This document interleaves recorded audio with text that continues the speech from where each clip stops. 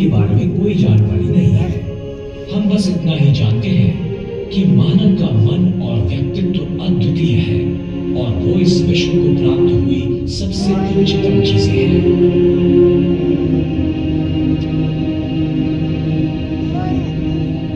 Huxley ने कहा, मानव इसी वास्तविकता की प्रक्रिया है जिसमें और जिसके माध्यम से वैश्विक प्रक्रिया जागृत हो गई है और स्वयं को सम्मिलित करने लगी है।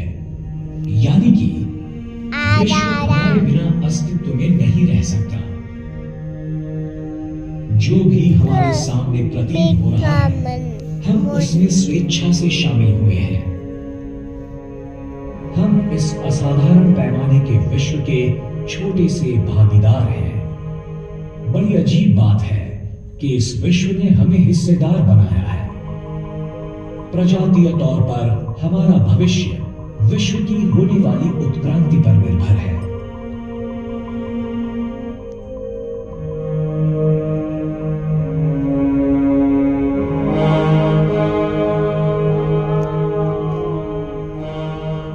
आने वाली सदियों में पृथ्वी का ऋतुमान काफी मात्रा में बदलने की संभावना है। जो महाद्वीप एक दूसरे से अलग हो रहे हैं, एक दिन एक दूसरे से टकरा सकते हैं।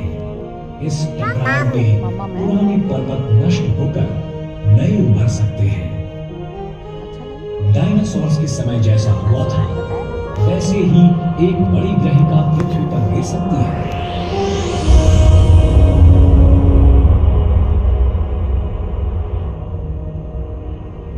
कुछ नजदीकी तारों का नाश होगा तो कुछ नए तारे जन्म ले सकते हैं।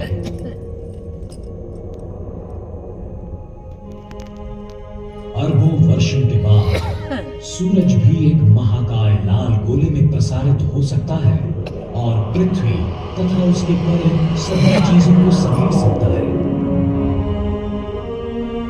अतीत में कुछ खगोल वैज्ञानिकों ने सिद्धांत रचा था कि हमारे बढ़ने वाले विश्व की गति में बाधा आ सकती है। वो रुक सकता है और वो डह भी सकता है। पर इस सिद्धांत पर भी सवाल उठाए जा सकते हैं और इसका कारण है खगोल वैज्ञानिकों की हाल ही में लगाई डार्क ऊर्जा या डार्क मैटर की खोज।